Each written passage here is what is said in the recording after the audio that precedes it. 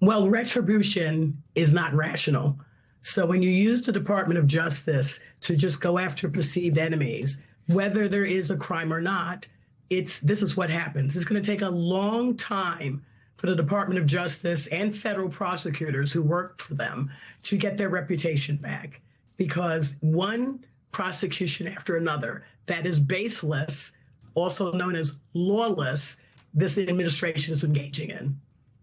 And yes. I just love that. Alicia, can I just note, I'm getting a T-shirt. Retribution is not rational. I wrote it down. Retribution's not.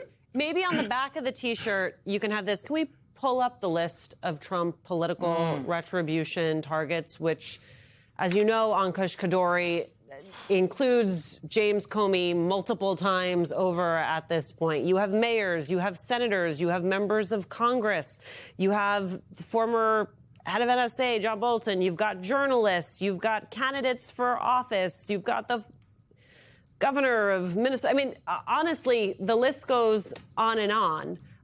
What I think is amazing, Ankush, is that they remain undeterred. And if anything, what they are doing keeps getting wackier, right? Like the conspiracy that they are alleging that James Comey and others may have been a part of is something that belongs in the dregs of the internet, not at the Department of Justice.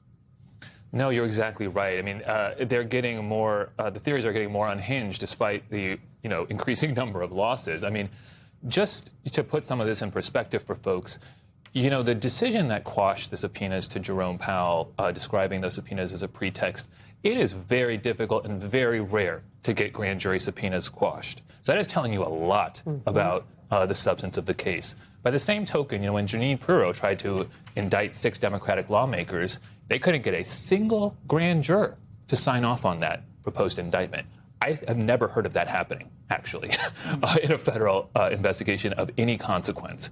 And, so now they're going to go forward with Jerome Powell. I don't understand why this is happening, because the political logic, as Michael was saying, really does not make much sense. Maybe they'll figure it out over some time. I don't know.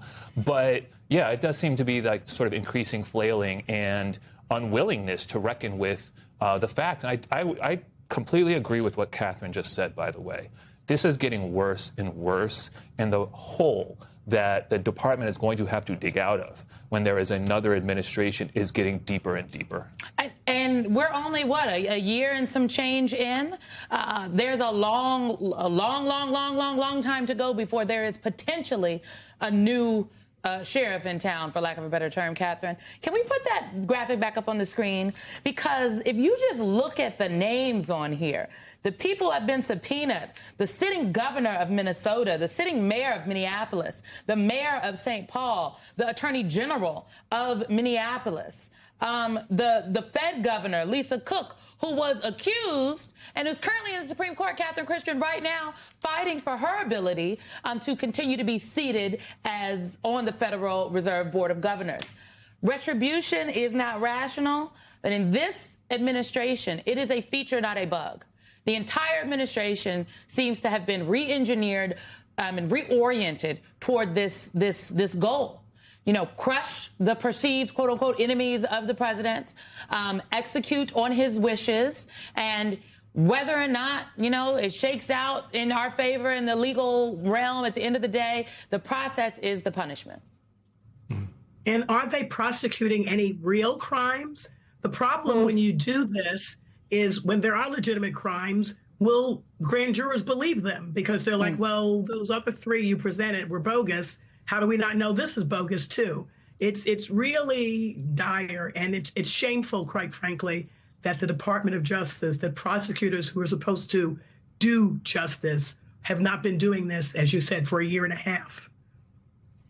Ankush, one of the things that I studied when I was in college, and certainly from my little bit of experience in life in politics at the time, was this idea of the arrogance of power. And the fact that it's not necessarily having more power that makes you arrogant. It is being arrogant with the power you have. We've seen in history people who, you look at it, they ain't got much going on, but they do a lot of damage. Donald Trump doesn't have a lot going on because he's all over the place. But I want you to listen to him talking about his second term and how he sees how things are going right now. I have much more power in my second term, don't you think? What do you think? Would you say, Brendan? Much more power. First term, I don't know if I could have gotten away with this. I don't know if I could have gotten away with this. And this is everything he's doing right now. This idea, the arrogance that he has brought to the power he has as president is transforming the government. What should be our response to this? I mean, we've seen the judicial piece, and we've had, a lot of folks come on, yourself included, talking about the legal aspects, and that's one lane. But the citizenry are ultimately the ones empowered here. Yes, and I think that's a very, very important point for people to remember, because we're having midterms this year, of course, and this is not just happening because the Trump administration is pursuing it. It's happening because Republicans in Congress are letting it happen. And a lot of it has happened because the Supreme Court's Republican appointees.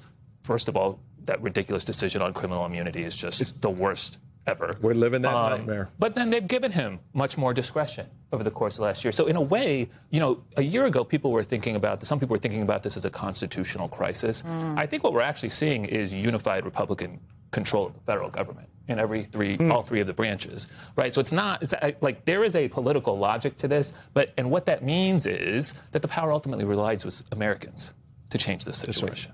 I will just note, Catherine, very quickly, what Ankush just said, unified control in all three branches, generations of politicos and strategists tried to convince the American people that the Supreme Court was, in fact, not political.